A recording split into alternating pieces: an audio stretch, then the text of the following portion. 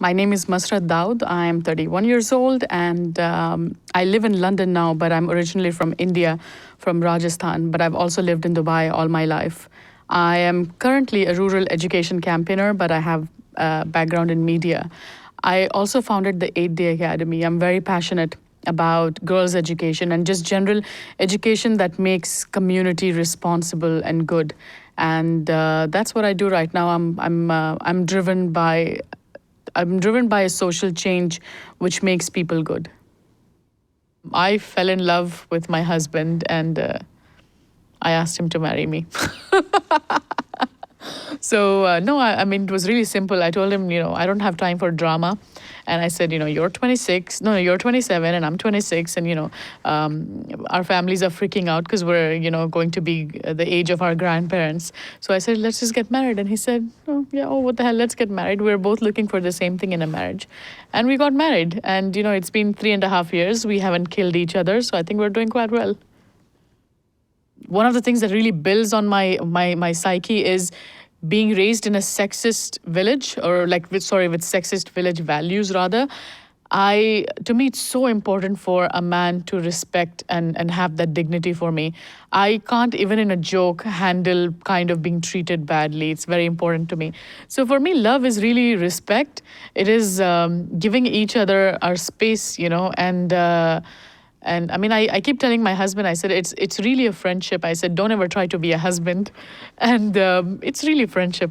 I keep it very simple. I think there's just so much drama happening in life in general that the last thing you want to do is come home to drama. So I think it's just you be what you want to be and I'll be what I want to be. And let's just kind of, be happy in supporting each other. And we love traveling, so we keep traveling. So, I think it's quite simple, really.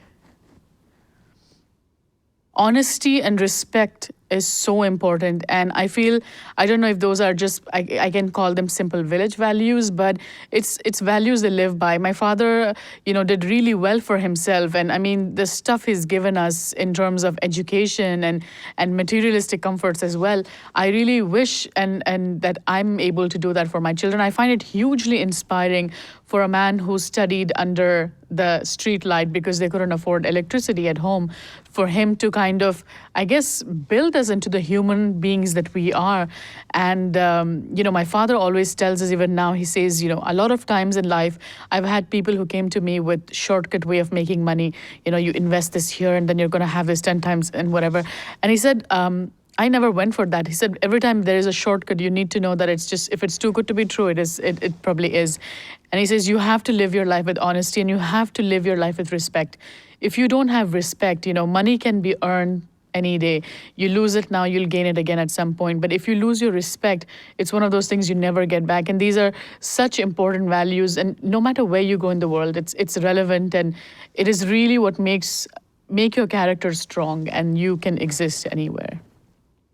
I was 17 years old when I started wearing the burqa, and it was a family decision at that time. And it's a cultural thing. My mom, my grandmom, all of them wear it.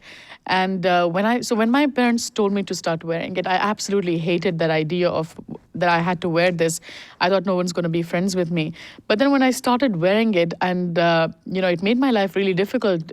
I was right. I mean, nobody really wanted to talk to me, and it was just very common to be overlooked.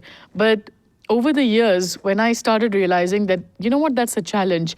You can't sit and cry or complain about it. And so I chose that, okay, I'm going to get stubborn about it. And I'm going to make myself so strong that these people who have a problem with the burqa will have to come to me for my mind. And so I have to make my mind stronger. I have to make my character stronger.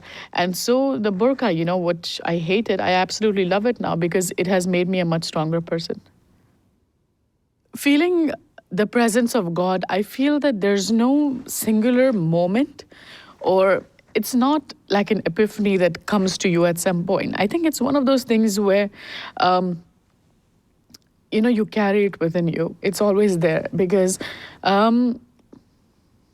mean, at the end of the day, I mean, you have to think of what is God. And I think God is, it's probably the most human side of us. I think that is God. And I think that's why you carry it in your heart all the time, because the minute you take God out of you, you just feel less of a human. So, and I carry it always. So when I'm traveling, if I see something, if it's a piece of art or it's a human being or it's anything, and it always moves you, I feel it's a part of that experience. To me, religion and God are not ritualistic. They're not. And it's an irony because people see the burqa and think that I probably follow it more ritualistic and everything. But I think to me, I think I've never looked at God as whatever that people try to show. For me, God has always been. It's a feeling that you carry in your heart. It's a goodness.